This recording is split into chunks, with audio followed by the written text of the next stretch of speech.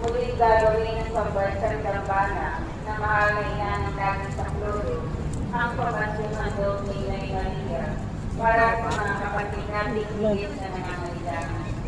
Dahil dito, kami po ay muling sumakasok sa inyong mga puso upang makibahagi sa gawain ito sa pamamagitan ng donasyong bigas, canned goods o cash. May mga donation booth po tayo sa compound ng simbahan at sa front office.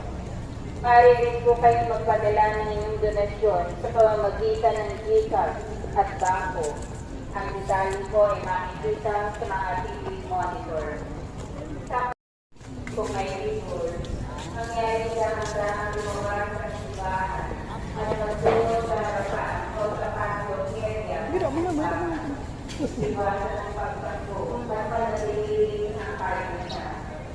Kung may storm surge o tsunami, magtulong sa